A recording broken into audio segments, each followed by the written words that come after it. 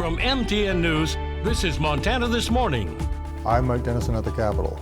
Coming up, the boundaries for Montana's new congressional districts are drawn.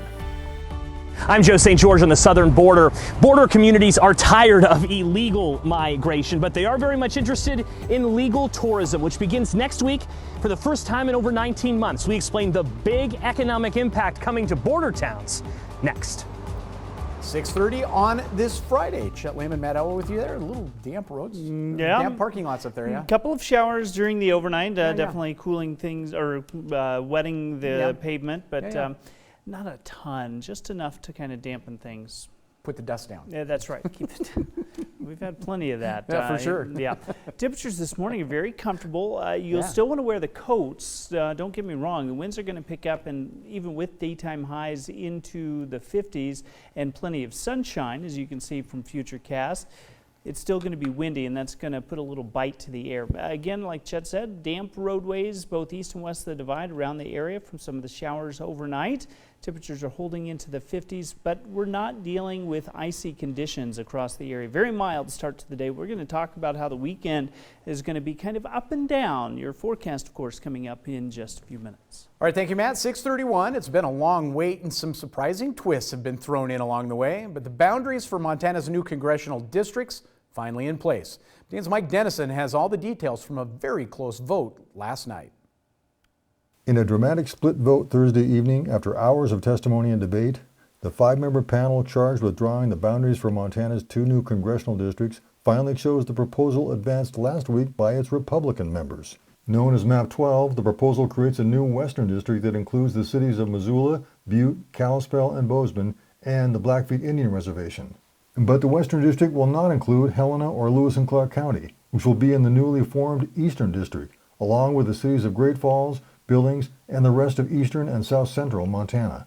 The proposal passed on a 3-2 vote, with Maylin Smith, the chair of the Districting and Apportionment Commission, breaking a tie in its favor. She said she felt it was the fairest proposal and that the western district could be competitive between Democratic and Republican candidates. I think this is a competitive district in the sense that we've shown that the right person can win this district, and it is the district that I find is the fairest for Montana based on the volumes of comments we've gotten. The 2 Democratic commissioners voted no, saying the map created 2 Republican-leaning districts.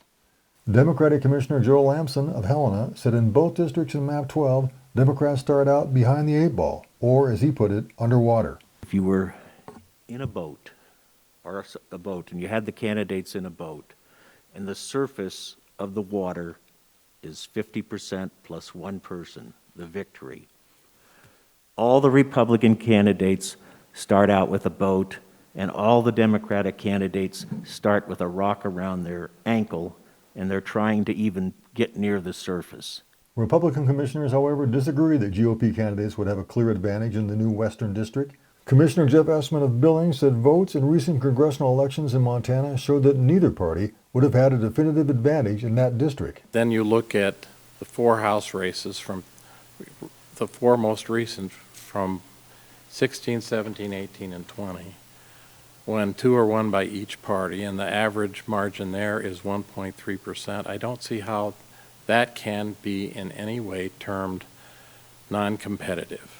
Thursday's decision came after months of testimony and debate before the commission, including several hours on this day. Speakers Thursday included former Governor Mark Roscoe, a Republican, who said he felt Map 12 was a fair proposal. A final hearing will be held next week before the map is formally submitted, but any further changes will be only technical in nature. The maps approved here in this room Thursday are the maps where candidates will be running next year. At the Capitol, Mike Dennison, MTN News. All right, thank you very much, Mike. 6:34 now. Thousands of Mexican citizens and thousands of Canadians are expected to cross border checkpoints with the United States next week for the first time in over a year and a half.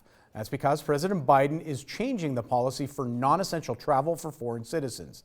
And while many are expected to only travel a few miles to shop or eat, others are expected to travel thousands of miles. Our Joe St. George takes a closer look at the policy and the economic and emotional impact of having the border restricted.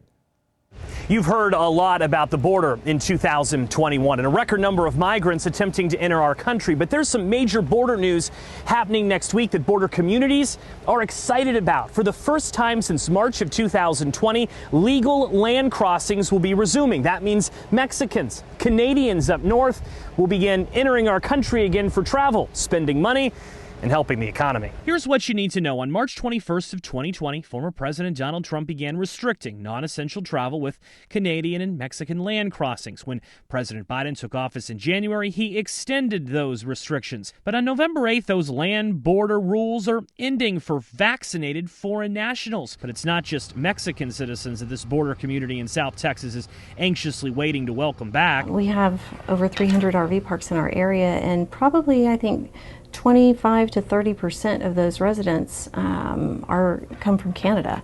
And so that can be 30,000 people that come to our area every winter. Christy Collier is with Welcome Home Rio Grande Valley and says the land closures have not only impacted Mexican citizens from driving the 3 hours from Monterey to McAllen, it's also impacted the tens of thousands of Canadians who take their RVs from Canada and drive down to South Texas. Winter Texans, they are affectionately called. It'll be a mad dash south. Winter Texans are a big business here in South Texas. What's drawing them here? The sun, the palm trees, access to nearby beaches, and the affordability of being able to cross the border, not just for food, but sometimes for medical care. All of our Winter Texans enjoy going across the border to get their dental work done. Of course, while thousands of Canadians are expected to come here in the coming days, thousands of Mexicans are too. Juan Rodriguez tells us some reunions will be emotional. His dad is looking forward to having American food. My dad wants to come here to eat a Whataburger, and he likes to eat, so he misses all the restaurants and he misses his family over here.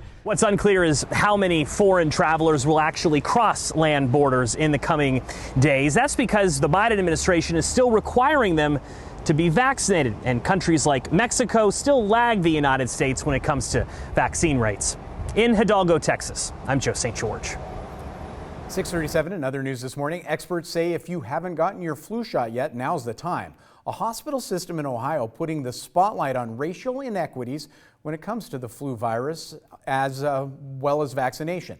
CBS's Tracy Townsend has more on how addressing these gaps can be life-saving. Melanie Hill is receiving her flu shot. She started getting it when she was pregnant with her daughter. I didn't see the flu as a threat really to my health. I talked with my doctor and my husband. They kind of convinced me of the risks. Racial disparities exist when it comes to the flu. Vaccination rates are lower in Black and Hispanic people. For the 2019-2020 season, flu vaccination coverage was 53% among white people, 41% among Black people, and 38% among Hispanic or Latino people. People of color also have higher rates of severe illness, hospitalization, and death from the flu. Immunization is our best defense against influenza.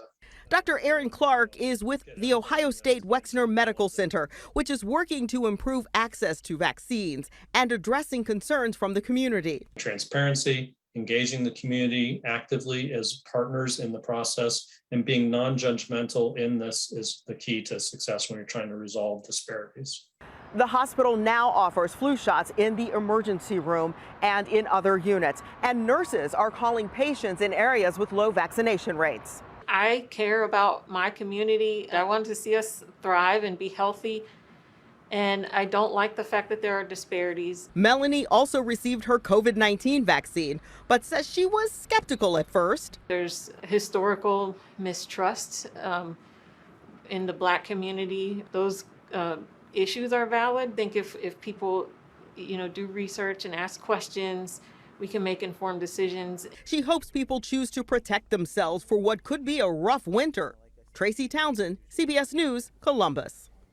And the flu shot initiative seems to be working. The Emergency Department of Ohio State gave out 10 times more flu shots to non-white patients last season than the previous season. 6:39 now. Coming up,